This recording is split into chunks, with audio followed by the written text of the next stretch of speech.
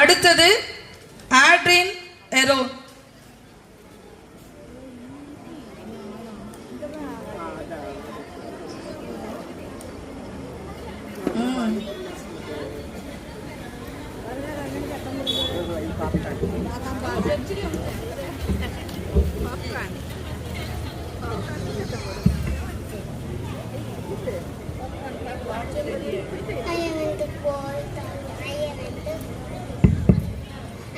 The boy thought that my dog, I people, near and bad.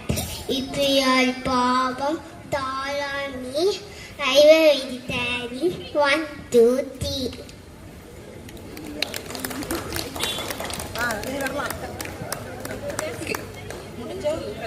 I am the boy thought that with my dog, I people, near and bad.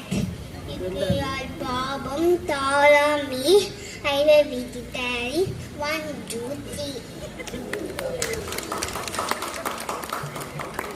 அடுத்த நபர் கெல்ஜின் கிறிஸ்டோ. கெல்ஜின் கிறிஸ்டோ.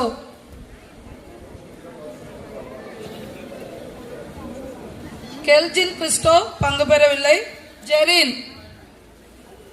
ஜெரின் யாருமா?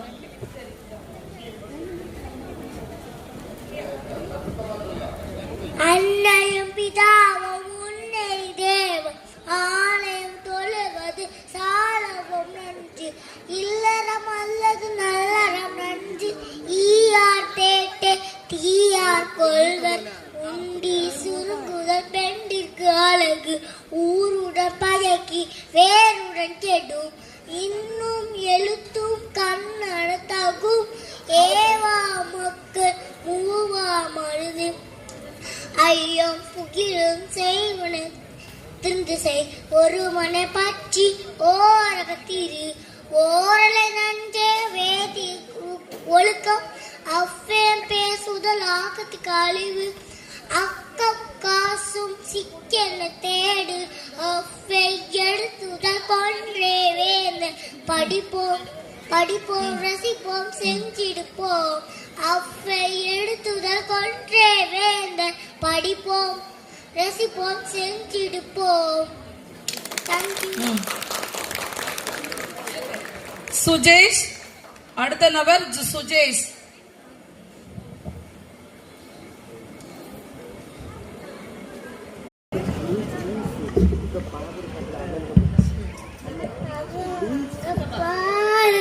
Road மேல car காருக்குள்ள ஏறு. நம்ம நேரு நேரு என்ன சொன்னாரு? நல்லா படிக்க சொன்னாரு. நான் நல்லா படிப்பேன், நாட்டுக்காக உழைப்பேன்.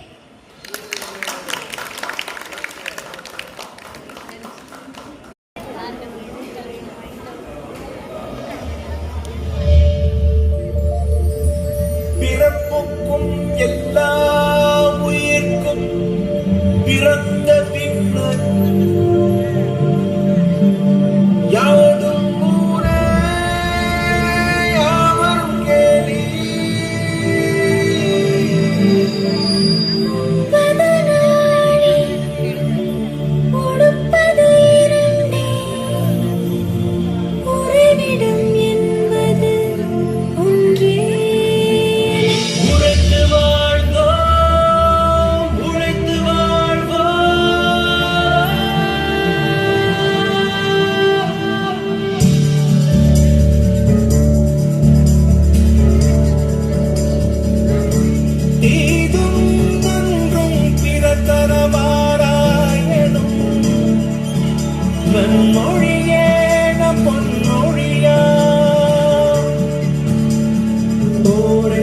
தள்ளி பொருளை பொதுவாக்கவே அமைதி வழிகாட்டு அமைதி வழிகாட்டும் அன்புமொழி ஐயன் வள்ளுவரின் தாய்மொழியா செம்மொழியான தமிழ் மொழியா செம்மொழியான தமிழ் மொழியா செம்மொழியான தமிழ் மொழியா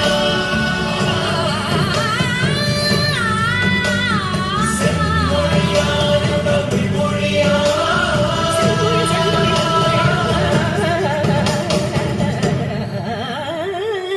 தமிழ் மொழியா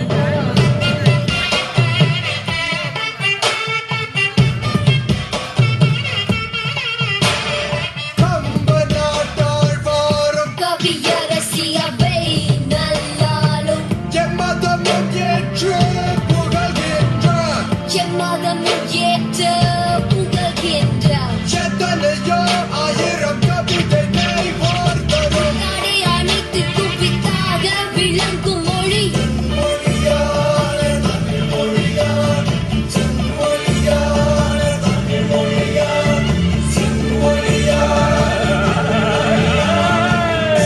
மொழியான தமிழ் மொழியாம்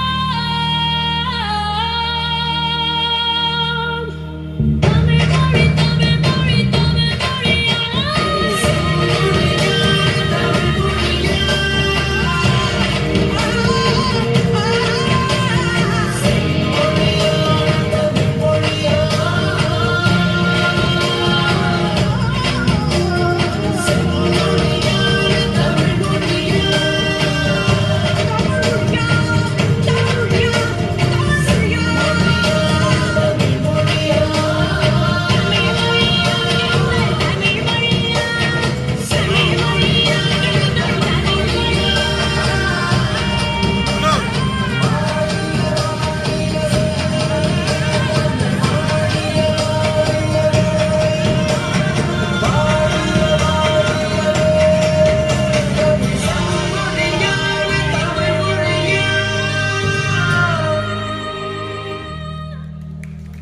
தான் படைப்பெல்லாம் மனுவிற்காக மனுவை படைத்தான் தடை வணங்க அவையுரையெல்லாருக்கும் என் அன்பின் வணக்கம்.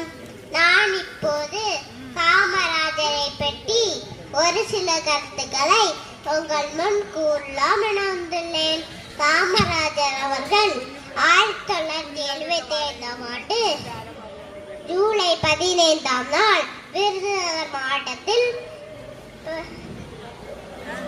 பிறந்தார். இவருடைய பெற்றோர் குமாரசாமி சிவகாமி அம்மாள் ஆவர். நாட்டையும் நாட்டு மக்களையும் ஆண்டவர் ராஜா. மக்களுக்காகவே நாட்டை ஆண்ட ராஜாதி ராஜா நம் காமராஜர். கர்ம வீரர், படிக்காத மேதை, கருப்பு காந்தி, தென்னாட்டு காந்தி, பெருந்தலைவர் என்ற சிறப்பு பெயருடன் அழைக்கப்பட்டார்.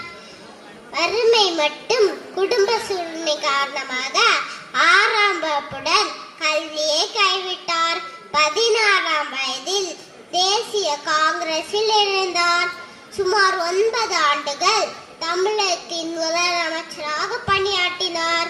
குழந்தைகளுக்கு கல்வி கிடைக்க மதிய உணவு திட்டத்தை அறிமுகப்படுத்தினார். பள்ளிகள் இல்லாத ஊரில் புதிய தொடக்க பள்ளியை கொண்டு வந்தார். கல்வி பயில கட்டணமில்லாத இலவச கல்வியை கொண்டு வந்தார். நெய்வேலி பழுப்பு நிலக்கரி நிறுவனம் மற்றும் மேட்டூர் அணை பாசன திட்டங்களை உருவாக்கினார். தன் வாழ்நாள் முழுவதும் சொந்தமாக வீடு கூட இல்லாமல் எளிமையுடன் வாழ்ந்தார். எளிமையுடன் வாழ்ந்து அக்டோபர் 2, 1975ஆம் ஆண்டு மறைந்தார். இந்தியாவின் உயரிய விருதான பாரத ரத்னா விருதினை அரசியருக்கு வழங்கி சிறப்பித்துள்ளது. நாமும் காமராஜரை போன்று நேர்மையாக வாழ்வோம் என்று கூறி முடிக்கிறேன். நன்றி, வணக்கம்.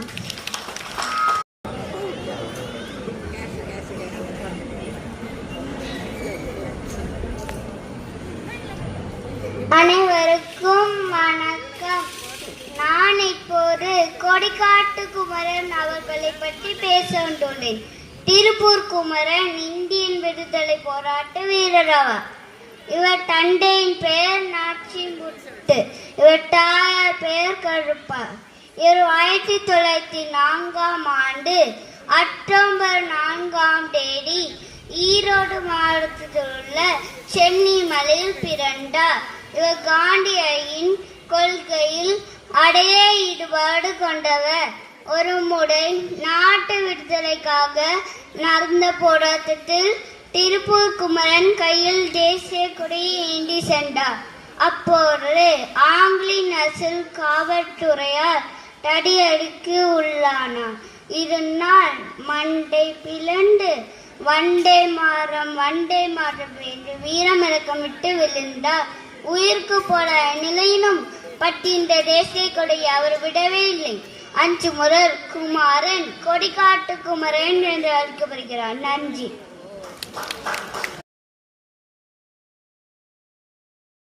இனிய வணக்கம்.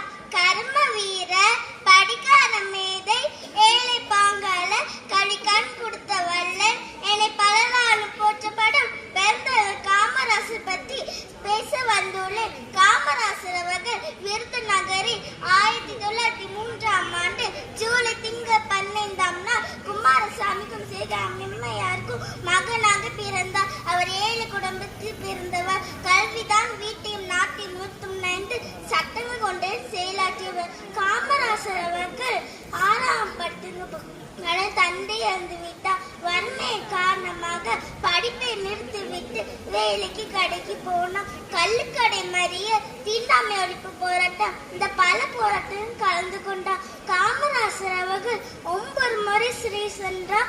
3000 சிறையில் அடிபட்டு கிடந்தார். காமராசர் அவர்கள் 1954 ஏப்ரல் 13 தமிழகத்தில் முதலமைச்சராக பதவியேற்றார். காமராசர் அவர்கள் தனக்கு கிடைத்த பிரதமர் பதவியை புறக்கணித்து விட்டு இந்திரா காந்தி பிரதமராக்கினார். காமராசர் அவர்கள் 400 இருந்த உயர்நிலை பள்ளிகளை 2000க்கும் மேற்பட்ட பள்ளியாக மாற்றியுள்ளார். காமராசர் அவர்கள் பல ஏழைகளின் வாழ்வில் ஒளியேற்றினார். காமராசர் பிறந்தநாளில் கல்வியெழுச்சி நாளாக கொண்டாடுகிறார். சென்னையில் அவர் வாழ்ந்த வீட்டை நினைவு சின்னமாக ஆகியுள்ள தமிழக அரசு. நேர்மை, உண்மை, துணிவு, பணிவு என்பன இவருடைய தலை சிறந்த பண்புகள். வைகையாறு, மணிமுத்தாறு, ஆழியாறு என அணைகளை உருவாக்கினார். காமராசர் அவர்கள் பல தொழிற்சாலைகளை உருவாக்கினார். காமராசர் 1975 செப்டம்பர் 2 காந்தி பிறந்த நாளில் மறைந்தார். அவர் மறைந்தாலும் அவர் புகழ் என்றும் மறையாறு. காமராசர் நமக்கு கற்று தந்த பாடம், எளிமையாக வாழ்வோம், நன்றாக படிப்போம், நாட்டுக்கு நல்ல செய்வோம். ஜெயஹி. நன்றி. அனைவருக்கும் வணக்கம். நான் இன்று மகாகவி பாரதியார்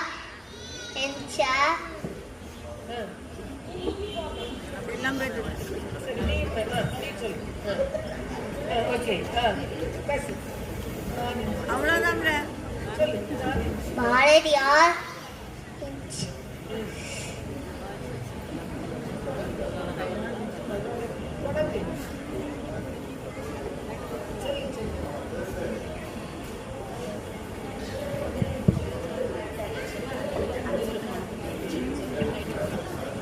அனைவருக்கும் வணக்கம்.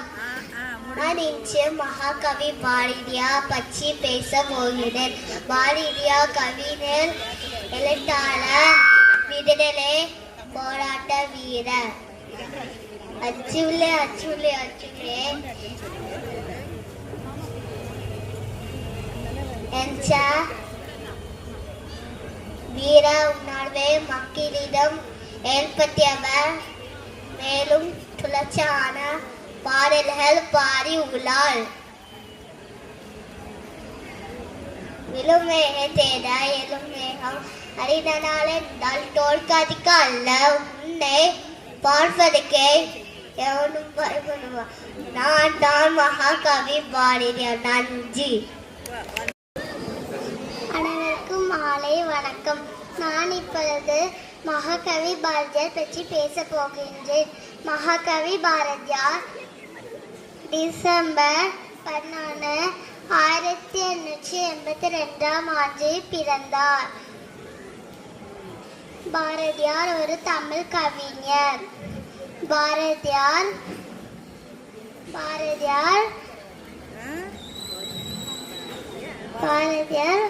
ஒரு தமிழ் கவிஞர். பாரதியார்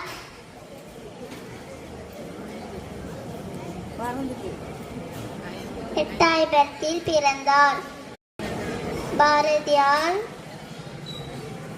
கண்ணன் பாட்டு, குயில் பாட்டு போன்ற காவியங்களை எழுதியுள்ளார்.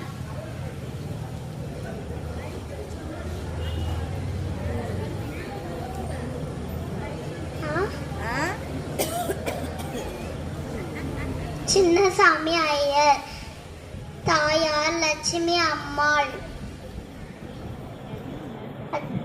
அச்சமில்லை அச்சமில்லை அச்சமென்பதில்லை என்ற பாடல் வரிகளின் மூலம் அந்நியனின் ஆதிக்கத்தை எதிர்த்தார். நன்றி.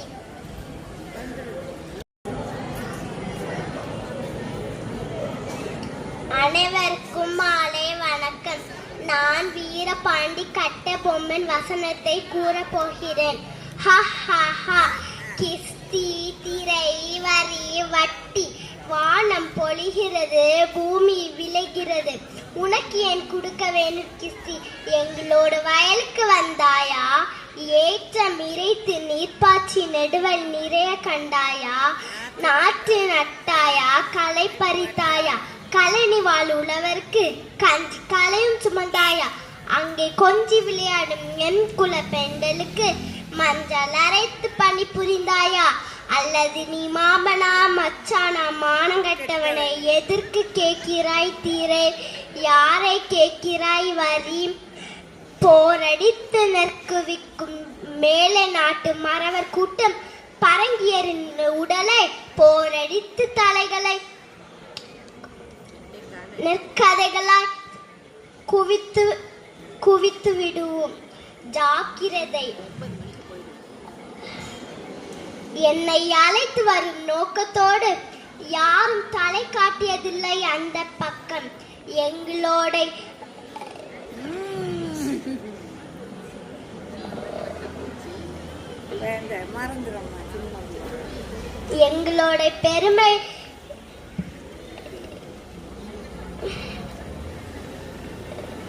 பெருமை தெரிந்தவன் அவன்.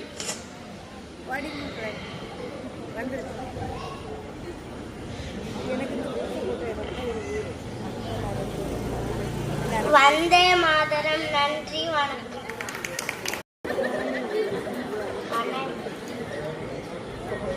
அனைவருக்கும் வணக்கம். நான் இங்கே பேச வந்தது வீர வசனங்கள், கட்டபொம்மை வீர வசனங்கள்.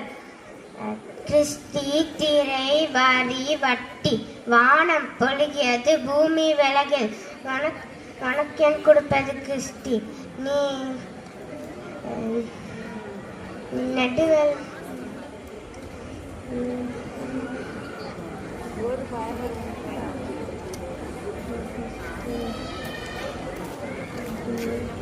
சின்ன பிள்ளைகளுக்கு இது கூட கிடையாது, பெரிய பிள்ளைகளுக்கு அதை வந்து விட்டுலே தண்ணி நேரம்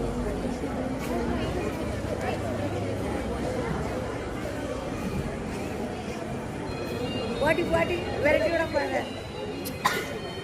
எல்லாம் முடிஞ்சு போச்சு. எங்களோட வயலுக்கு வந்தாயா? ஏத்தம் எடுத்தாயா? நீர் பாய்ச்சி நடுவல் நிறைய கண்டாயா?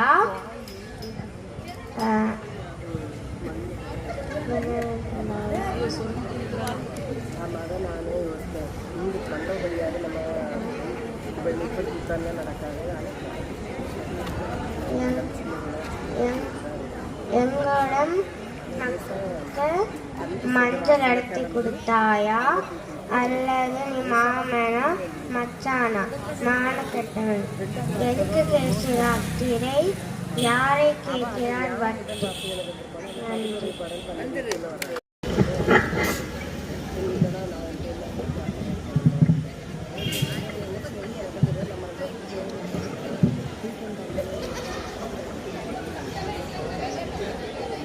அவையோர் அனைவருக்கும் வணக்கம். வெடிக்கும் எரிமலையாய் கொந்தளிக்கும் ஆண்கடலாய் தியாகச் சமல திகழ்ந்த வீரபாண்டிய கட்டபொம்மன் நீதான் ஜாக்சன் துரை என்பவரோ? கிஷ்டி திரை வரி வட்டி வானம் பொழிகிறது பூமி விளைகிறது உனக்கேன் கொடுப்பது கிஷ்டி. எங்களோடு வயலுக்கு வந்தாயா ஏச்சு மெருத்தாயா நீர்ப்பாய்ச்சி நடுவே நீரை கண்டாயா நாச்சு நட்டாயா களைப்பறித்தாயா கருணிவாள் உள்ளவருக்கு கஞ்சி கணை சுமந்தாயா அங்கு கொஞ்சம் எங்களோட பெண்களுக்கு மஞ்சள் அரைத்து பணி புரிந்தாயா அல்லது நீ என்ன மாமனா மச்சானா மான கேட்டவனே எதற்கு கேட்கிறாய் திரை யாரை கேட்கிறாய் வரி போரடித்து நெற்கைக்கும் உழவர் கூட்டம் பரங்கேரின் உடலை போரடித்து தலைகளை நெற்கதிகளை கூத்து விடுவேன் ஜாக்கிரதை. நன்றி வணக்கம்.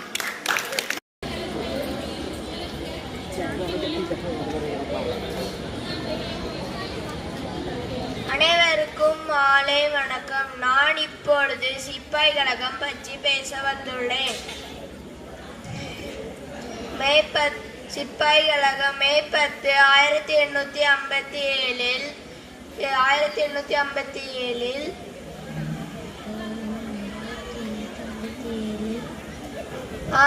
இந்தியாவில் பிரித்தானிய கிழக்கிந்திய கம்பெனியில்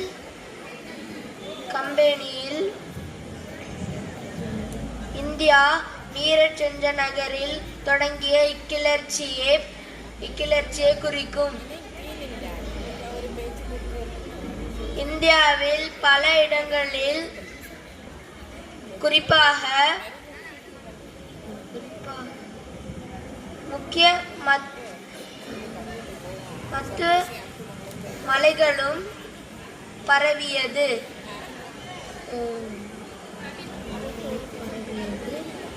பொதுமக்கள் இக்கிளர்ச்சியில் பங்கேற்றுக் கொண்டனர். முக்கிய கிளர்ச்சியில் உத்தரப்பிரதேசம், உத்தரகாண்டம், வடக்கு மத்திய பிரதேசம், டெல்லி மற்றும் துர்கா ஆகும். ஜூன் 20, 1858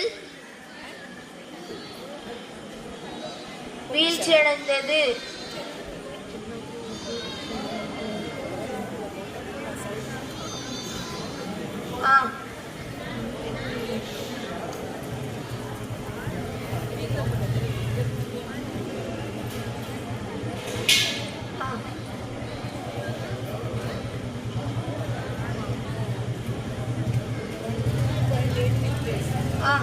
சிப்பாய் கழகம் அல்லது முதல் இந்திய விடுதலை போர் ஆகும் அல்லது சிப்பாய் கழகம் என அழைக்கப்படுகிறது. நன்றி.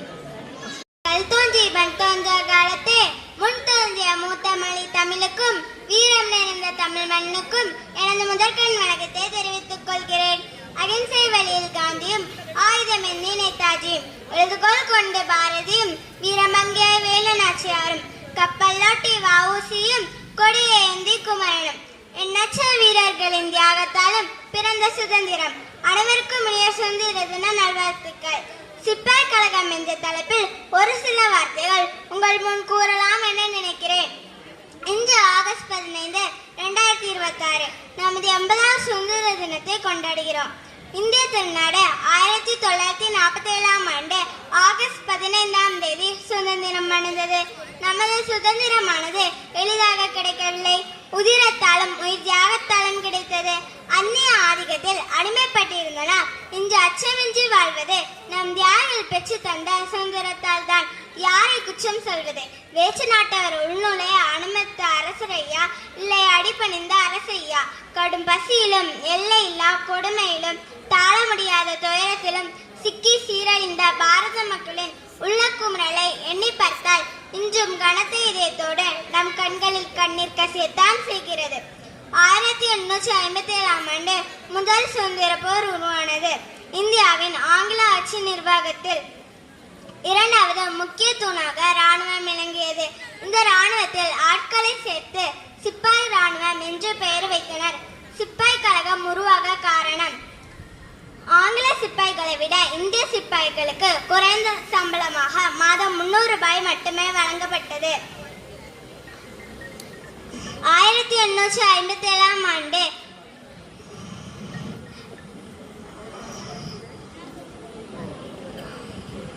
கம்பெனி ராணுவம் 86% இந்தியர்களை கொண்டிருந்த போதிலும் உயர் பதவி அனைத்தும் ஆங்கிலேயர் வசமே இருந்தன.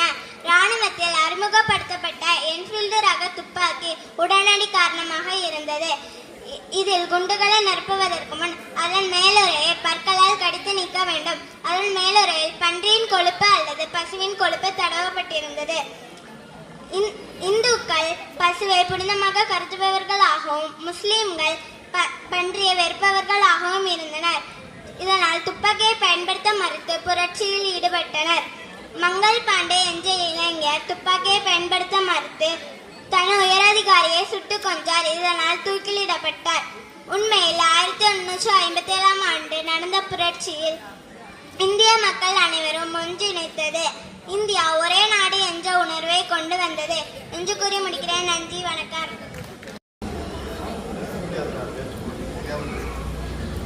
மதிப்புக்குரிய ஆசிரியர்களே, நண்பர்களே, நடுவர்களே, ஊர் மக்களே, உங்கள் அனைவருக்கும் என் முதன்கண் வணக்கத்தை தெரிவித்துக் கொள்கிறேன். இன்று எனக்கு பேச கொடுத்துள்ள தலைப்பு சிப்பாய் கழகம். நான் 1857ஆம் ஆண்டு நடந்த சிப்பாய் கழகம் பற்றி தான் பேச வந்துள்ளேன். இது இந்தியாவின் முதல் சுதந்திர போர் என்றும் அழைக்கப்படுகிறது. கலகம் ஏற்பட்ட சில முக்கிய காரணங்களை நான் இப்போ கூற வந்துள்ளேன். கிழக்கிந்திய கம்பெனி இந்தியர்களை கொடுமைப்படுத்தினர். என்ஃபீல்ட் துப்பாக்கி தோட்டாக்கள் அறிமுகப்படுத்தியது. இந்த தோட்டாக்களில் பன்னி மற்றும் பசுவின் கொழுப்பு தடவப்பட்டன என்று செய்திகள் பரவின. இவற்றை வாயால் கடித்து பயன்படுத்த சிப்பாய்களை வற்புறுத்தினர். அதனால் பாராக் போரில் மங்கள் பாண்டே என்ற சிப்பாய் முதல் முழக்கமிட்டார்.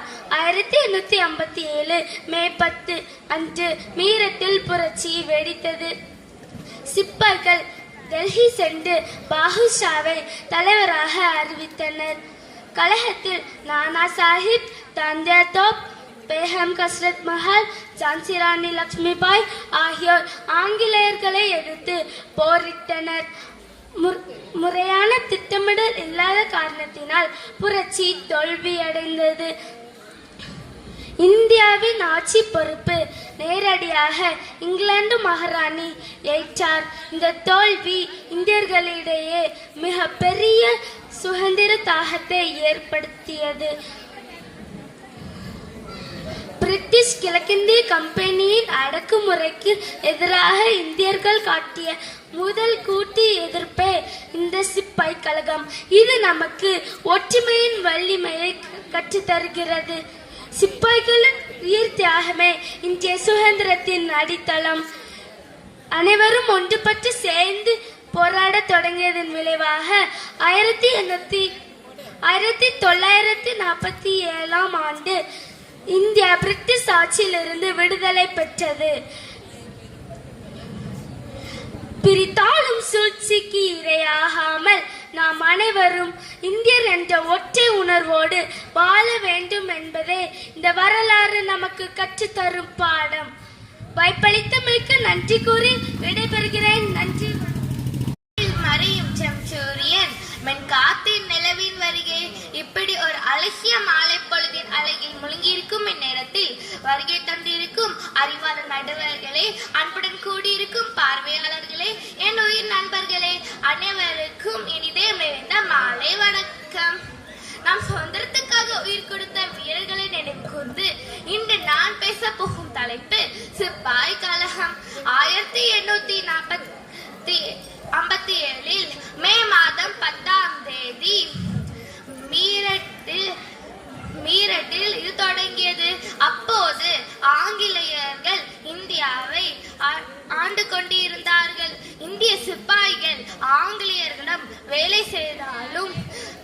வேலை செய்தார்கள். ஆங்கிலேயர்கள் இந்திய சிப்பாய்களை மிகவும் மோசமாக நடத்தினார்கள்.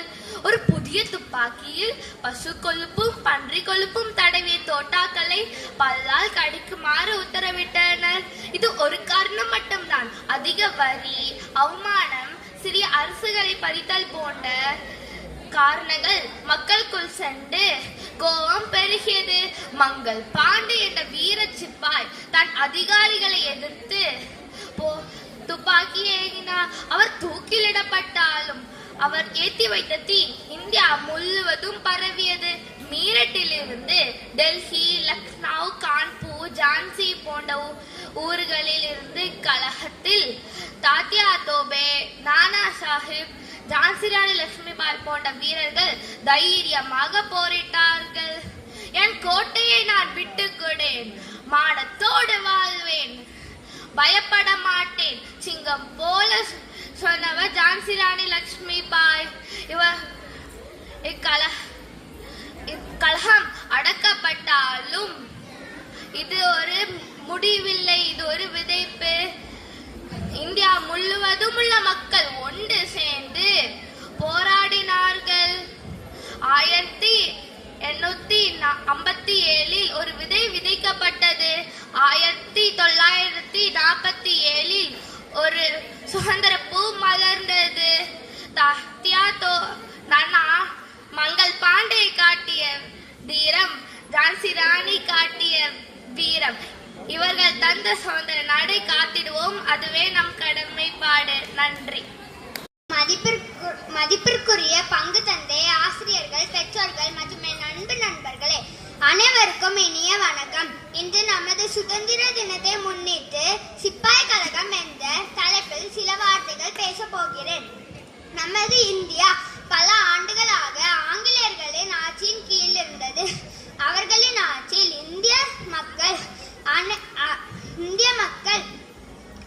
பல்வேறு துன்பங்களை சந்தித்தனர். ஆங்கிலேயர்களின் படையில் பணியாற்றிய இந்திய சிப்பாய்களும் பல பிரச்சனைகளை எதிர்கொண்டனர். 1857 ஆண்டு மே 10 மீரட்டில் இந்திய சிப்பாய்கள் ஆங்கிலேயர்களுக்கு எதிராக போராடினர். இதுவே சிப்பாய் கழகம் என்று அழைக்கப்படுகிறது. இந்த போராட்டம் பின்னர் டெல்லி, கான்பூர்,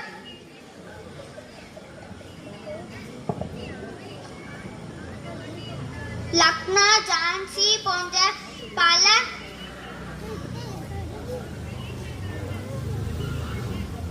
பல பகுதிகளுக்கு பரவியது. மங்கள பாண்டே இந்த போராட்டத்தின் முக்கியமான வீரர்களின் ஒருவர். ஜான்சி ராணி லட்சுமிபாய் மிகுந்த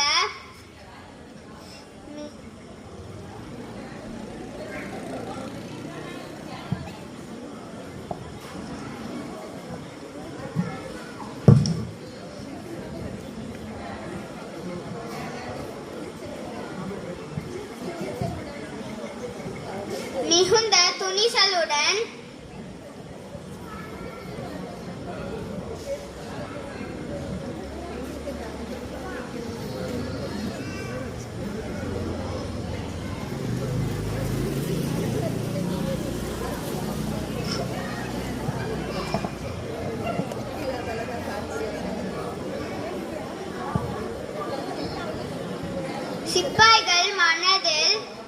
சிப்பாய்கள் இறுதியில்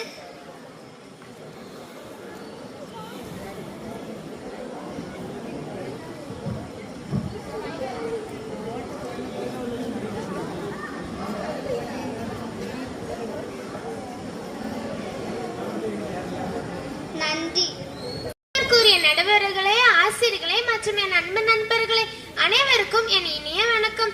வெள்ளையனி வெளியேறு இந்த வார்த்தையை நாம் இன்று ஒரு முழக்கமாக மட்டுமே கேட்கின்றோம். ஆனால் 1942 ஆண்டு இந்த வார்த்தை இந்தியாவில் ஒவ்வொரு தெருவிலும், ஒவ்வொரு கிராமத்திலும், ஒவ்வொரு இனங்களின் இதயத்திலும் சுதந்திரத்தையே மூட்டியது. இன்று நாம் மிக சுதந்திர தினத்தை கொண்டாட வருகின்றோம். ஆனால் இந்த சுதந்திரம் எப்படி கிடைத்தது? யாரோ ஒருவர் பரிசாக கொடுத்தாரா? இல்லை, இது நம் முன்னோர்கள் தங்கள் உயிரை கொடுத்து வாங்கிய சுதந்திரம். 1942 இந்தியா எழுந்த ஆண்டு. இரண்டாம் உலக போர் நடைபெற்றுக் கொண்டிருந்த காலம் அது.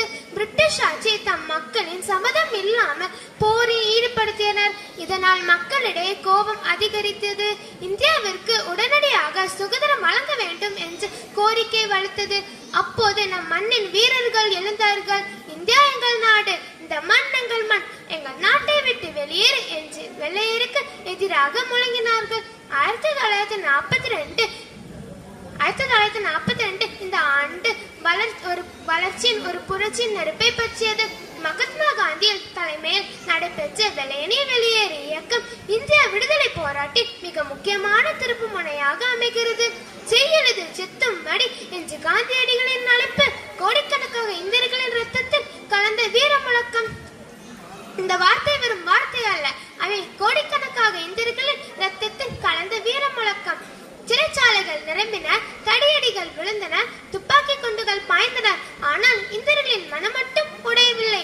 ஏனென்றால் சுதந்திரத்தை விரும்பியவன் சிறைக்கு செல்ல பயப்பட மாட்டான். நாட்டிற்காக போராடியவன் மரணத்துக்காக பயப்பட மாட்டான். காந்தியடிகள் அகிம்சையை வீரமாக்கினார். நேதாஜி சுபாஷ் சந்திர போஸ் வீரத்தை ஆயுதமாக்கினார். பகத்சிங் தனது இளமைய நாட்டிற்காக அர்ப்பணித்தார். திருப்பூர் குமரன் தேசிய கொடியை ஏற்று தன் உயிரே தியாகம் செய்தார். வேலுநாச்சியா, வ.உ. சிதம்பரம், பாரதியார், வீரபாண்டிய கட்டபொம்மன் இவர்கள் அனைவரின் தியாகிகளின் நினைவுதான் என்று நாம் அனுபவிக்கும் சுதந்திரம். ஆகவே நண்பர்கள், சுதந்திர தினம் என்பது வெறும் கொடியேற்றும் நாள் அல்ல, இது தியாகிகளின் நினைவு கூறும் நாள். இது இந்தியாவாக இருப்பது பெருமை கொள்ளும் நாள் என்று முன்னோர்கள் முழங்கினார்கள். வெள்ளையனே வெளியேறு என்று நாம் முழங்கினோம். அது நீயே வெளியேறு, வன்முறையே வெளியேறு, ஊழலே வெளியேறு. நாம் ஒன்றாக நின்றால் எந்த சக்தியாலும் இந்தியாவை வீழ்த்த முடியாது. நம் கையில் புத்தகம் இருக்கட்டும், நம் இதயத்தில் நாட்டுப்பற்றை இருக்கட்டும், நம் செயல்களில் நேர்மை இருக்கட்டும், நம் கனவுகளில் வளர்ந்த இந்தியா இருக்கட்டும். நாம் வெறும் இந்தியாவின் எதிர்காலம் அல்ல, நாம் தான் இந்தியாவின் எதிர்காலத்தை உருவாக்க போகிறேன். உலகம் கேட்கட்டும், வந்தே மாதரம். ஜெய் ஹிந்த். நன்றி, வணக்கம்.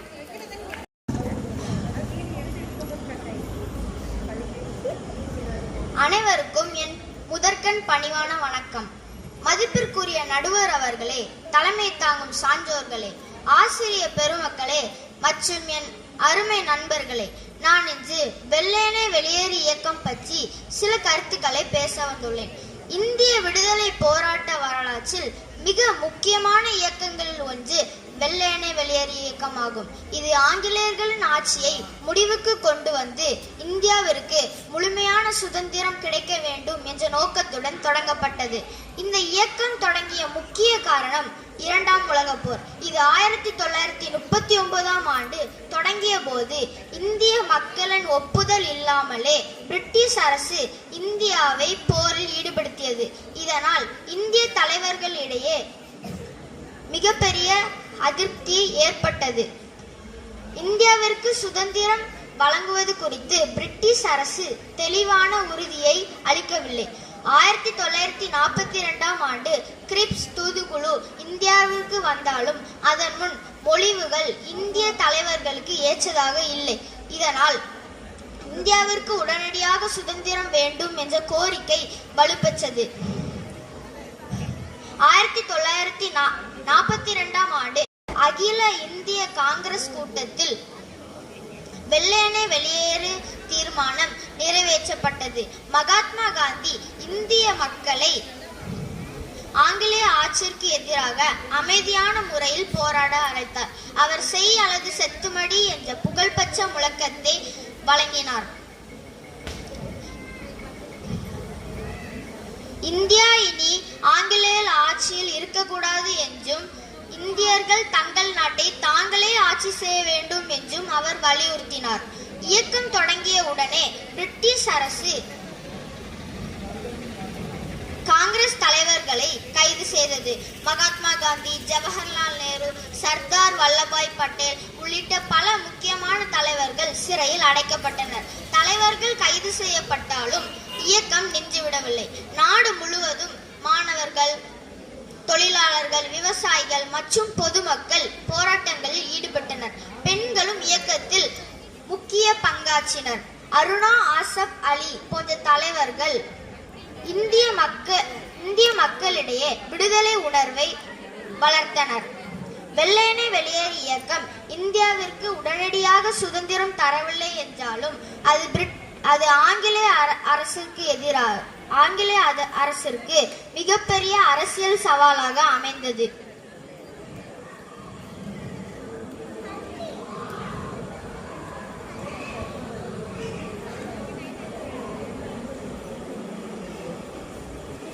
இந்த இயக்கம் இந்திய மக்களிடையே ஒற்றுமை, தேசப்பற்று மற்றும் சுதந்திர உணர்வை வலுப்படுத்தியது. வெள்ளையனே வெளியேறு இயக்கம் தொடங்கிய 5 ஆண்டுகளில் 1947 ஆண்டு ஆகஸ்ட் 15 நம் தேசம் அடிமை விலங்கை உடைத்து சுதந்திர காற்றை சுவாசித்தது.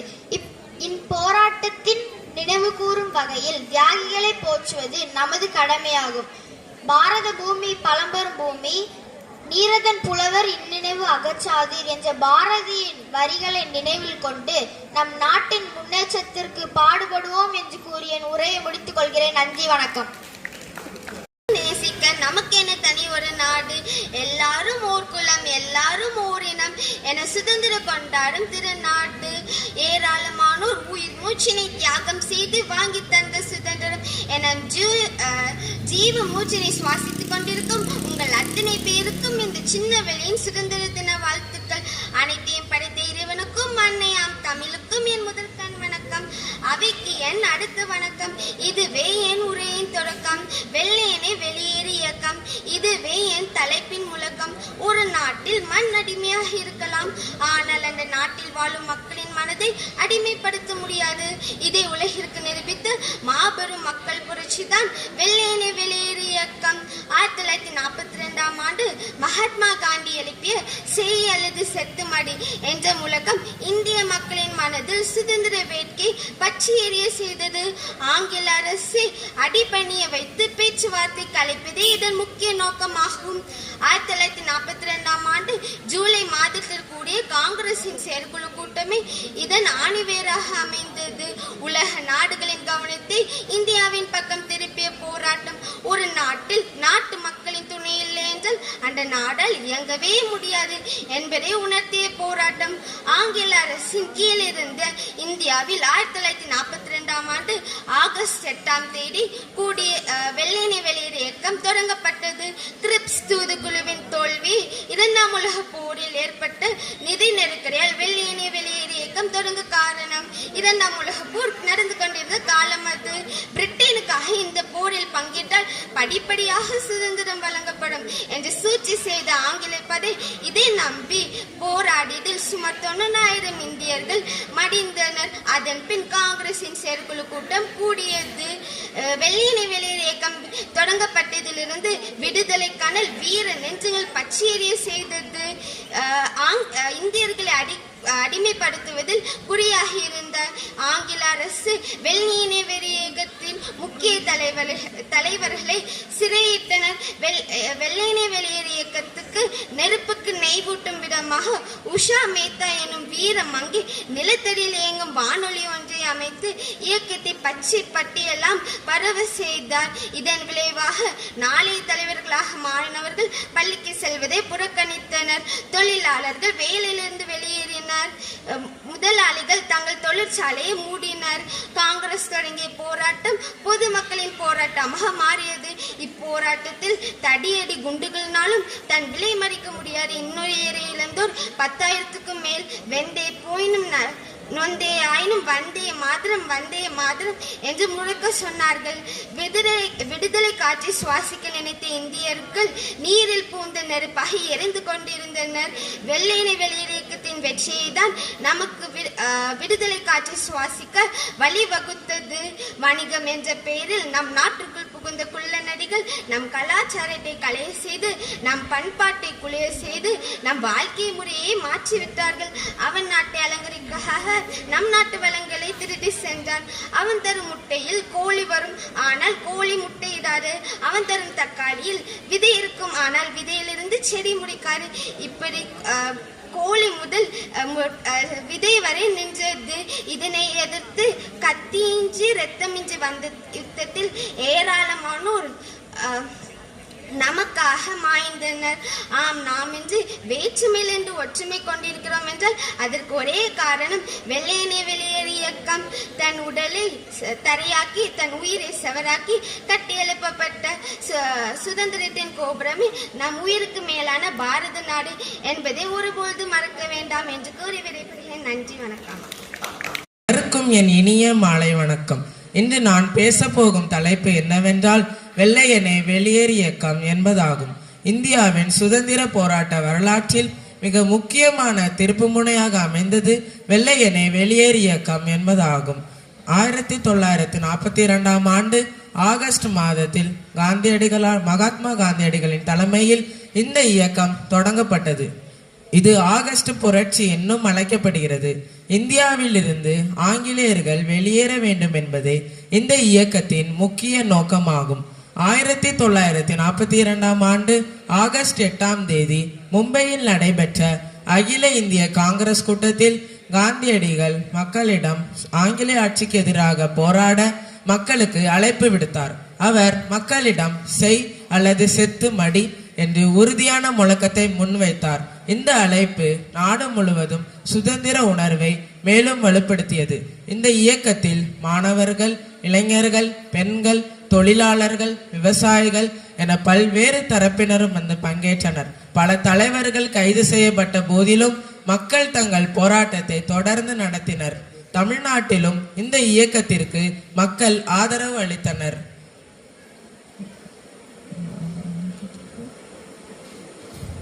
வெள்ளையனே வெளியேறு இயக்கம் இந்தியாவின் சுதந்திர போராட்டத்தின் இறுதி கட்டத்தில் மிகப்பெரிய தாக்கத்தை ஏற்படுத்தியது. இந்த இயக்கத்தின் மூலம் இந்திய மக்களின் ஒற்றுமையும் சுதந்திரத்தின் மீதான அவர்களின் உறுதியும் உலகிற்கு வெளிப்பட்டது. அன்பு நண்பர்களே, நாம் இன்று சுதந்திரமாக வாழ்கிறோம் என்றால் அதற்கு பின்னால் எண்ணற்ற தியாகிகளின் தியாகமும் போராட்டங்களும் இருக்கிறது. எனவே அவர்களின் தியாகத்தை நாம் என்றும் நினைவில் கொள்ள வேண்டும். நாட்டின் ஒற்றுமை, அமைதி, ஜனநாயகம் ஆகியவற்றை பாதுகாப்பது நம் ஒவ்வொருவரின் கடமையாகும். எனவே நாட்டின் முன்னேற்றத்திற்காக ஒன்றுபட்டு உழைப்போம், இந்தியாவின் ஒற்றுமையை பாதுகாப்போம் என்று கூறி விடைபெறுகிறேன். நன்றி, வணக்கம். நடுவர்களே, ஆசிரியர்களே, பெற்றோர்களே, என் அன்பு தோழர் தோழியர்களே, அனைவருக்கும் என் மாலை வணக்கம். இன்று நான் பேச போகும் தலைப்பு என்னவென்றால் வெள்ளையனே வெளியேறு இயக்கம். இந்த தலைப்பை கேட்டவுடனே நம் மனதில் தோன்றுவது நம் நாட்டு தலைவர்களின் போராட்டம், தியாகம், சிறை வாழ்க்கை. இதுதான் நமக்கு ஞாபகம் வருகிறது. இன்றைக்கு நாம் சுதந்திர காட்டை சுவாசிக்கிறோம் என்றால் அதற்கு பின்னால் பல தியாகிகளின் இரத்தமும் வியர்வையும் அடங்கியுள்ளது. இந்த சுதந்திர போராட்ட வரலாற்றில் ஆங்கிலேயர் ஆட்சியை பலமாக உலுக்கிய ஒரு திருப்புமுனை போராட்டம் தான் வெள்ளையனே வெளியேறு இயக்கம். ஏன் இந்த இயக்கம் வந்தது? 2ஆம் உலக போர் நடந்து கொண்டிருந்த நேரம் அது. ஆங்கிலேயர்கள் இந்தியாவின் வளங்களை போருக்கு பயன்படுத்தினார்கள். ஆனால் நம்மிடம் கேட்கவில்லை. இந்தியர்களே எங்களுடன் சேர்ந்து போரிடுங்கள் என்றார்கள். ஆனால் நமக்கு சுதந்திரம் தருவதாக உறுதி கூறவில்லை. இதனால் கோபம் கொண்ட காந்தியடிகள் 1942 ஆண்டு ஆகஸ்ட் 8 பம்பாய் நகரில் கூடிய அகில இந்திய காங்கிரஸ் கமிட்டி கூட்டத்தில் ஒரு சுதந்திர முக்கியத்துவம் வாய்ந்த அறிவிப்பை வெளியிட்டார். அவர் பிரிட்டிஷார் உடனடியாக இந்தியா விட்டு வெளியேற வேண்டும் என்று அவர் கூறினார். அவர் நாட்டு மக்களை பார்த்து கம்பீரமான ஒரு முழக்கமிட்டார். அதுதான் செய் அல்லது செத்துமடி என்பதாகும். அதாவது, ஒன்றில் இந்தியாவை பாதுகாப்போம், விடுவிப்போம், அல்லது அந்த முயற்சியில் உயர் திறப்போம் என்பதாகும். ஆனால் அடிமையாக இருக்க மாட்டோம். இது வெறும் வார்த்தை அல்ல, கோடிக்கணக்கான மக்களின் இரத்தத்தில் ஒலிக்க தொடங்கிய சுதந்திர குரல். இந்த அறிவிப்பு வெளிவந்த மறுநாளே ஆகஸ்ட் 9 காந்திஜி உட்பட நாட்டின் முன்னணி தலைவர்கள் அனைவரையும் ஆங்கிலேயர் அரசு கைது செய்து சிறையில் அடைத்தது. தலைவர்களை முடக்கிட்டோம் என்றால் போராட்டம் இன்றோடும் என்று பிரிட்டிஷார் நினைத்தார்கள். ஆனால் அதுதான் மிகப்பெரிய தவறு என்று மக்கள் நிரூபித்து காட்டினார்கள். தலைவர்கள் கைது செய்யப்பட்டதும் ஆத்திரமடைந்த பொதுமக்கள் தாமாகவே முன்வந்து களத்தில் இறங்கினார்கள். இதுவே இந்தியாவின் முதல் மாபெரும் மக்கள் எழுச்சி போராட்டமாக மாறியது. மாணவர்கள், பெண்கள், இளைஞர்கள் என அனைத்து தரப்பினரும் வீதியில் இறங்கி போராடினர். இந்த இயக்கம் ஆங்கிலேயர் ஆட்சியை அடித்தளத்திலிருந்து பலவீனப்படுத்தியது. இனிமேல் அவர்களால் இந்தியாவை தொடர்ந்து அடக்கி ஆள முடியாது என்ற உண்மை அவர்களுக்கு தெரிய வந்தது. இந்த ஆகஸ்ட் புரட்சியின் தொடர்ச்சியாக தான் 5 ஆண்டுகளில், அதாவது 1947ஆம் ஆண்டு ஆகஸ்ட் 15ஆம் தேதி நம் நாட்டிற்கு சுதந்திரம் கிடைத்தது. இன்று நாம் சுதந்திர தேசத்தில் வாழ்வதற்கு தம் உயிரை துச்சமென மதித்து போராடிய அந்த தியாகிகளுக்கு நாம் என்றும் கடமைப்பட்டுள்ளோம். அவர்களது தியாகத்தை நாம் நினைவில் கொள்வோம். நம் நாட்டை பாதுகாப்போம். ஜெய்ஹிந்த். நன்றி, வணக்கம். சுதந்திர தின நல்வாழ்த்துக்களை கூறி இந்தியர்களின் ஒற்றுமையின்மையும் ஆங்கிலேயர்களின் காலனித்துவமும் பற்றி ஒரு சில வார்த்தைகள் கூறலாம் என்று நினைக்கிறேன். ஆங்கிலேயர்கள் வாணிபம் செய்வதற்காக இந்தியா வந்தனர். இந்தியாவின் பொருட்கள் பருத்தி, பட்டு, ஏலம் போன்றவற்றை கொட்டி கிடப்பதையும் தங்கம், வைர நகைகளை பார்த்து வியந்தனர். ஆனால் சிறு குறு நிலத்தை ஆண்ட சிற்றரசர்களின் ஒற்றுமையின்மையும் மற்ற நாட்டை அடைய வேண்டி போர் செய்து இருப்பதையும் கண்ட ஆங்கிலேயர்கள் கொஞ்சம் கொஞ்சமாக இந்திய நாட்டை கைப்பற்றினர். 1858 வரை இந்தியா ஆங்கில கிழக்கிந்திய கம்பெனியின் கீழ் ஆட்சியின் கீழ் வந்தது. 1858க்கு பிறகு இந்தியா ஆங்கில அரசரது நேரடி கட்டுப்பாட்டின் கீழ் வந்தது. காலனி ஆதிக்கத்திற்கு முன் இந்தியா பொருளாதாரமானது வேளாண்மை அடிப்படையாக கொண்டிருந்தது. வேளாண்மை மக்களின் முதல் நிலை தொழிலாகும். நெசவு தொழில், சர்க்கரை தொழில், எண்ணெய் தொழில் போன்ற பிற தொழில்கள் வேளாண்மை சார்ந்தே நடைபெறுகின்றன. ஆனால் ஆங்கில அரசானது இந்தியாவின் பழமையான வேளாண்மை முறையும் நிலவருவாய் கொள்கையும் ஏற்றுக்கொள்ளவில்லை. நிலையான நிலவருவாய் திட்டம், மகள்வாரி திட்டம் போன்ற திட்டங்களை இந்தியாவில் அறிமுகப்படுத்தி விவசாயிகளுக்கு எதிரான பல பொருளாதார சுரண்டல் முறை பிற்காலத்தில் அவர்களை ஆங்கிலேயருக்கு எதிராக புரட்சி செய்ய ஈடுபட வைத்தது. ஆங்கில கிழக்கிந்திய கம்பெனிக்கு விவசாயிகளிடமிருந்து வரி வசூலிப்பவர் ஜமீன்தார்கள் எனப்படும். விவசாயிகள் பெரும்பாலும் அடிமையாகவே நடத்தப்பட்டன. அவர்களின் உழைப்பு சுரண்டப்பட்டது.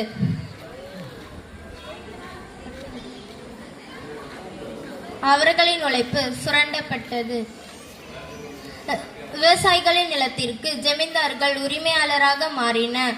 தாங்கள் எல்லையில்லா அளவில் சுரண்டப்படுவதை அறிந்த விவசாயிகள் ஆங்கிலேயருக்கு எதிரான பல புரட்சி இயக்கங்கள் போன்றவற்றில் ஈடுபட்டன. 1918 குஜராத்தில் பஞ்சம் காரணமாக நிலவரி செலுத்த முடியவில்லை. ஆனால் ஆங்கில அரசானது நிலவரி செலுத்த கூறியது. காந்தியடி தலைமையில் வரிகொடா இயக்கம் சத்தியகிரக முறையில் நடத்தப்பட்டது. 1937 காங்கிரஸ் ஆட்சிக்கு வந்தபோது விவசாயிகளின் நிலம் அவர்களுக்கே உரியதாக மாறியது என்று கூறி முடிக்கிறேன். நன்றி, வணக்கம்.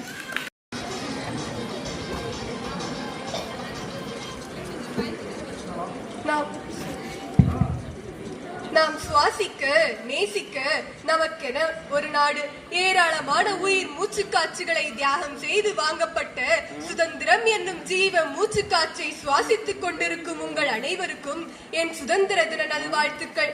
அனைத்தையும் படைத்த இறைவனுக்கும் அன்னையாம் தமிழுக்கும் என் முதல் வணக்கம். அவைக்கு என் அடுத்த வணக்கம். இதுவே என் உரையின் தொடக்கம். இந்திய விடுதலை போராட்டத்தில் கிறிஸ்தவர்களின் பங்களிப்பு. மகாத்மா காந்தி, ஜவஹர்லால் நேரு போன்ற சீர்திருத்தவாதிகளின் மாபெரும் முயற்சிகள் பரவலாக போற்றப்படும் அதே வேளையில் இந்திய விடுதலை போராட்டத்தில் கிறிஸ்தவர்களின் பங்களிப்பு பெரும்பாலும் அங்கீகரிக்கப்படாமலேயே போகிறது. இந்திய விடுதலை இயக்கத்தில் கிறிஸ்தவர்கள் மிக முக்கிய பங்கு வகித்தனர். உண்மையில் அவர்களே இந்திய தேசிய உணர்வின் முன்னோடிகளாக திகழ்ந்தனர். ஆனால் வருந்தத்தக்க வகையில் அவர்களின் பங்களிப்பு வரலாற்றின் விளிம்புகளில் புறக்கணிக்கப்படுகின்றன.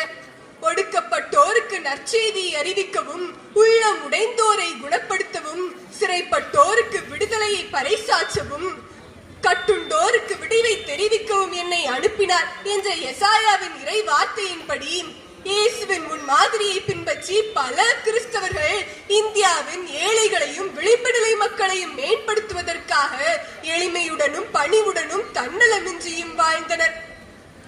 கடவுள் மீதான அவர்களது நம்பிக்கை தன் ஆட்சிக்கான அவர்களது எதிர்பார்ப்பை வளர்த்தது. பெண்களை திரட்டுவது முதல் ஏழைகளுக்கு அடைக்கலம் கொடுப்பது வரை, இளைஞர்களுக்கு கல்வி கற்பிப்பது முதல் நிறுவனங்களை நிறுவுவது வரை என இந்த கிறிஸ்தவ பெருந்தகைகள் சுதந்திர போராட்டத்தில் பெரிதும் பங்களித்தனர். இந்திய விடுதலை போராட்டம் என்பது வெறும் இந்து முஸ்லிம் முயற்சி மட்டுமே என்னும் கதையை இவர்களது பணி தகர்க்கிறது. 1947 நாடு சுதந்திரம் அடைவதற்கு முன்பே பல கிறிஸ்தவர்கள் இந்தியாவின் ஏழைகளையும் விளிம்பு நிலை மக்களையும் பற்றி சிந்தித்தனர். அப்போதே கத்தோலிக்க திரு அவை நாடு முழுவதும் கிராமப்புறங்களிலும் ஒடுக்கப்பட்ட பகுதிகளிலும் கல்வி மூலம் மக்களுக்கு வலுவூட்டி கிறிஸ்துவால் கட்டளையிடப்பட்ட ஒளியை பறைசாற்றி வந்தது. கல்வியை புகட்டி அறியாமையை நீக்கி அடிமைத்தனத்தை அகற்றி சுதந்திரத்திற்கு வழிவகுத்து தந்தது. நம் நாட்டின் மொத்த மக்கள் தொகையில் வெறும் 2.3% மட்டுமே இருக்கும் இந்தியாவின் தேச பக்தியுள்ள சட்டத்தை மதிக்கும் கிறிஸ்தவ சமூகம் மொத்த கல்வி நிறுவனங்களில் 30% பங்களிக்கிறது என்பதில் நாம் பெருமிதம் கொள்கிறோம். கல்வியே மனிதனை அறியாமையிலிருந்து விலக்கி விடுதலை அளிக்கும் என்பதில் இவர்கள் தெளிவோடும் உறுதியோடும் இருந்து செயல்பட்டு வந்தனர். இந்திய தேசிய உணர்வை தட்டி எழுப்புவதில் பங்காற்றிய முதல் கிறிஸ்தவ அமைப்பான வங்காள கிறிஸ்தவ சங்கம் 1878 உருவாக்கப்பட்டது. இதன் தலைவரான KM பானர்ஜியின் தலைமையில் அக்குழு நாடு முழுவதும் சுதந்திரம் மற்றும் தேசியம் குறித்து விழிப்புணர்வை ஏற்படுத்தியது. 1885 இந்திய தேசிய காங்கிரஸ் உருவாக்கப்பட்டது. 1886 சென்னையில் உள்ள ஒரு குழு கிறிஸ்தவர்களும் மருத்துவரான S. பரணியும் இணைந்து மெட்ராஸ் தேசிய தேவாலயத்தை உருவாக்கினர். 1892 பூனா கிறிஸ்தவ சங்கம் மற்றும் லக்னோ கிறிஸ்தவ சங்கம் உருவாக்கப்பட்டது. இந்த அமைப்புகள் அனைத்தும் கிறிஸ்தவர்கள் மேற்கொள்ளும் சவால்களை எதிர்கொள்வதற்காக அமைக்கப்பட்டிருந்தாலும் அவை சுதந்திரம் குறித்து மக்களிடையே விழிப்புணர்வை ஏற்படுத்தி கொண்டே இருந்தன. சுதந்திர போராட்டத்திற்காக நாடு முழுவதும் கிறிஸ்தவர்களை ஒன்று திரட்டின. அவை அனைத்திற்கும் இருந்தது ஒரே குறிக்கோள்: இந்திய ஒற்றுமை, விடுதலை மற்றும் சுதந்திரம். 19ஆம் நூற்றாண்டின் நடுப்பகுதியிலேயே கிறிஸ்தவர்கள் அரசியல் சுதந்திரம் குறித்து பேச ஆரம்பித்தனர்.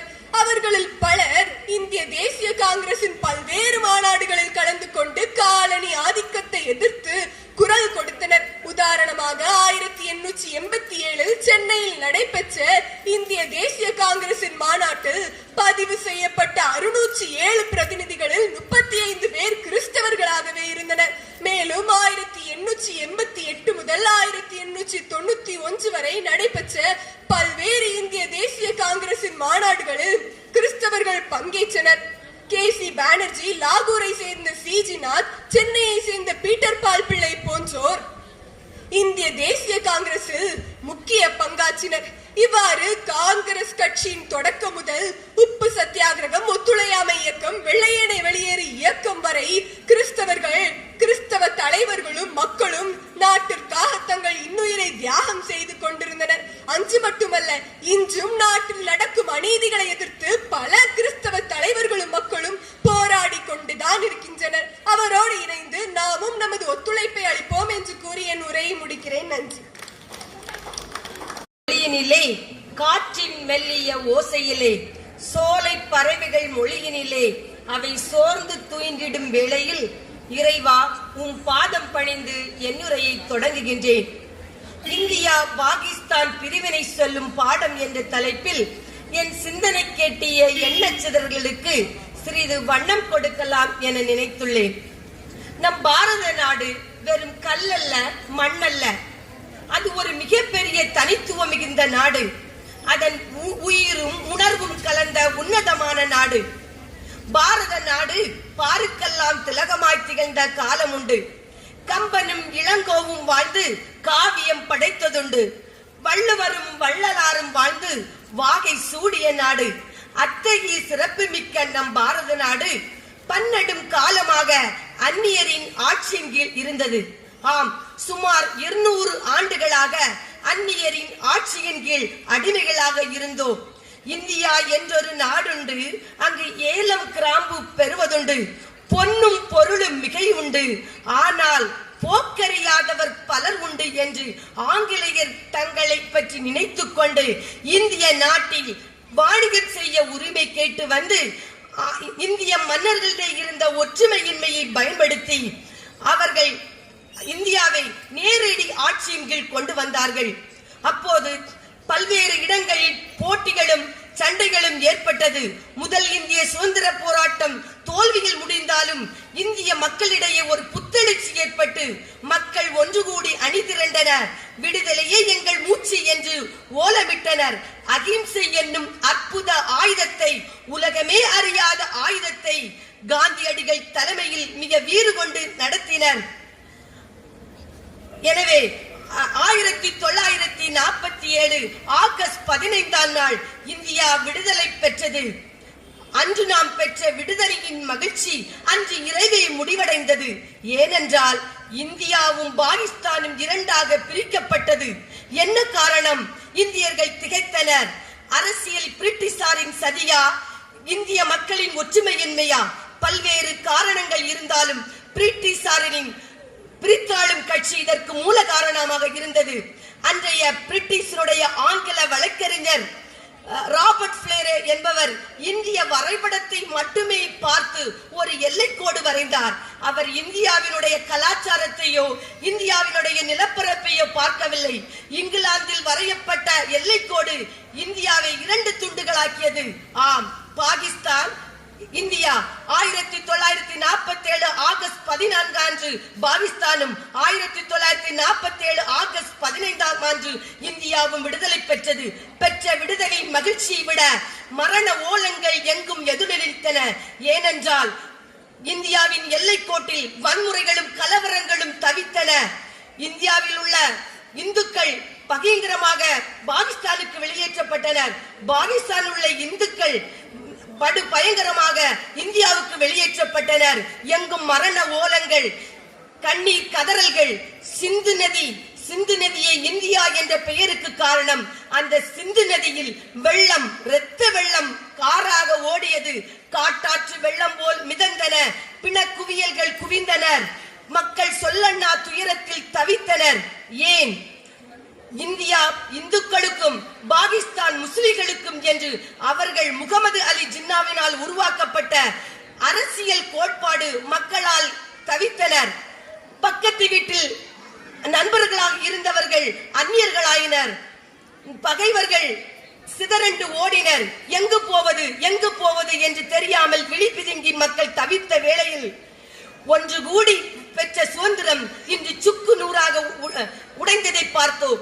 30 கோடி முகமுடையால், மொழி மொய்ப்பிற ஒன்றுடையாள், செப்பு மொழி 18 எனி சிந்தனை ஒன்றுடையாள் என்று கட்டி காத்த பாரதியின் குரல்களை இன்று இந்தியா பாகிஸ்தான் என்று பிரிவினையால் சிக்கி சிதறண்டு ஓடியது. ஜாதியின் பெயராலும் இனத்தின் பெயராலும் படுகொலைகள் ஆங்காங்கே நடைபெற்றன.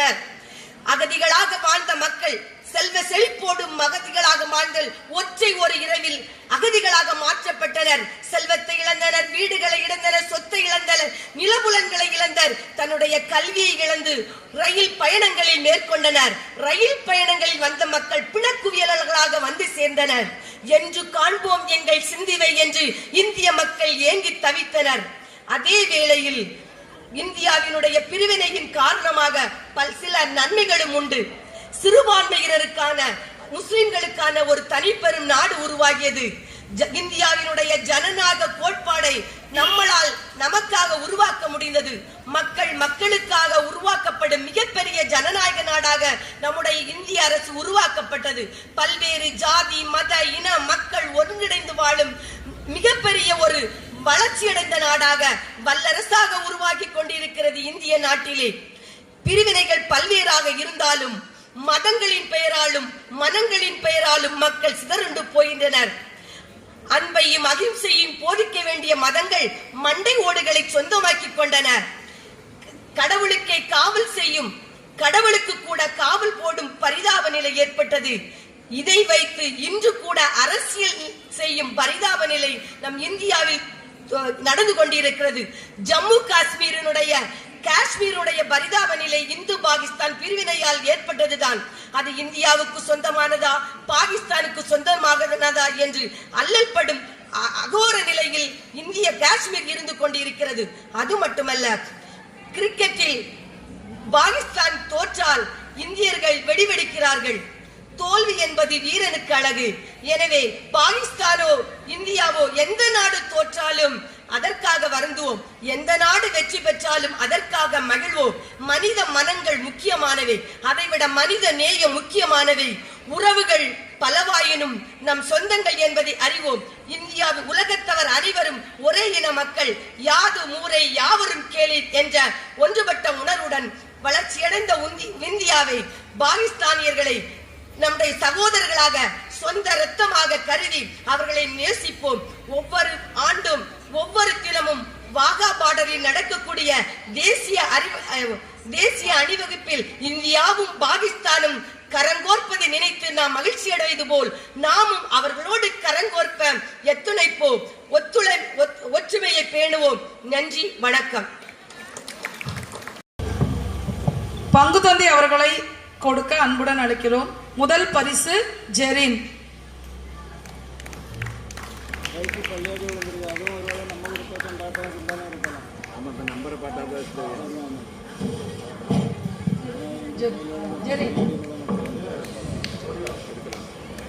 இரண்டாவது பரிசு ஜெய்டன்.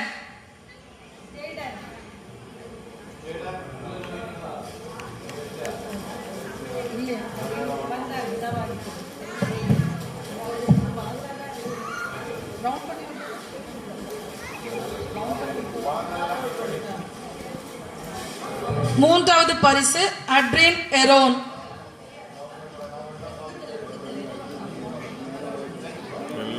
மூன்றாவது பரிசு அட்ரின் எரோன்.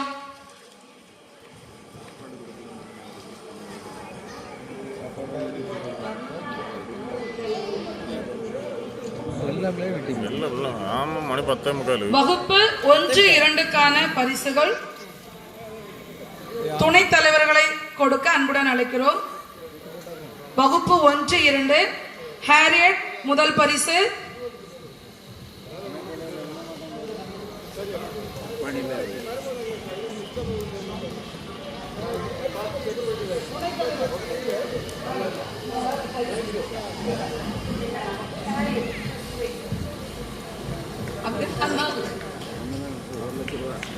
இரண்டாவது பரிசு ஆல்ஃபிரட் சாமுவேல். குழந்தைகளை கைத்தட்டி உற்சாகப்படுத்தும்படி கேட்டுக்கொள்ளப்படுகிறோம்.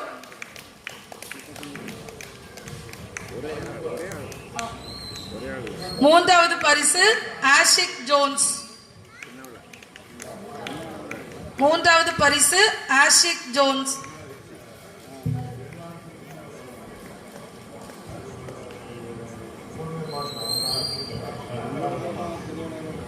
வகுப்பு 3-4க்கான பரிசு முதல் பரிசு மிஜோ சிங்.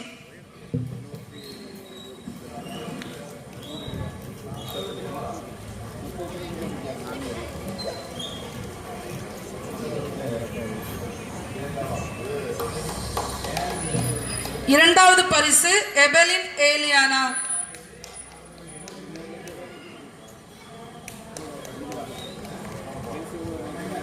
மூன்றாவது பரிசு இஷானி எமிலியா. வகுப்பு 5-6க்கான பரிசு இஷானி.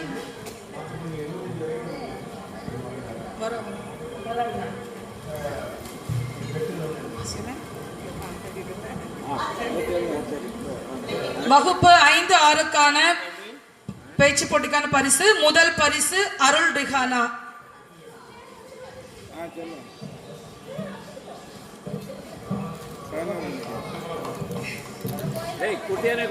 இரண்டாவது பரிசு ஆல்பினா.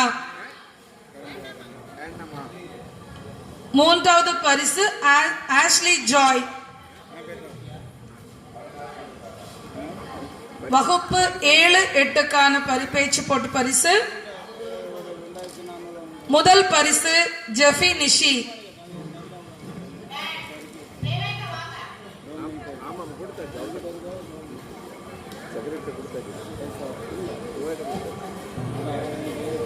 கொஞ்சம் விரைவா வந்தா சிறப்பா இருக்கும்.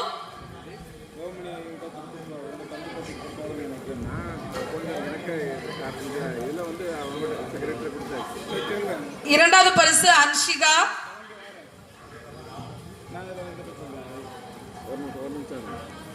மூன்றாவது பரிசு 2 நபருக்கு லைனல் கால்சன், ரெஹான். கிளம்புறேன். சரி, நானே கிளம்பிட்டேன். நாளைக்கு வந்து பார்த்தேன்.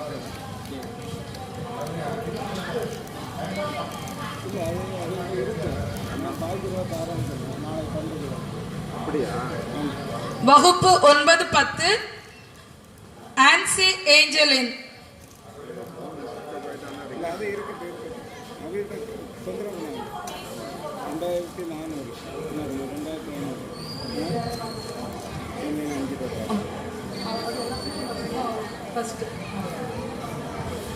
கல்லூரி அவிலா.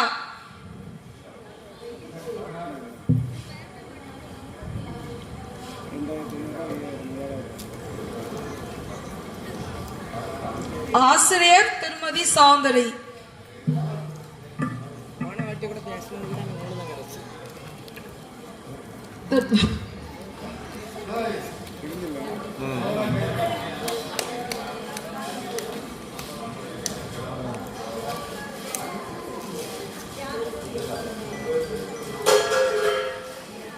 மேடை ஏறி பேசிய அனைத்து குழந்தைகளுக்கும்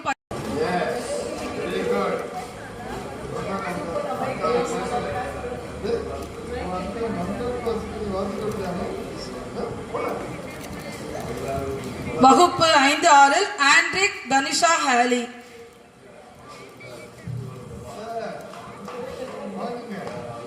வகுப்பு 7-8 ஆன் சென்ட்ரிக்.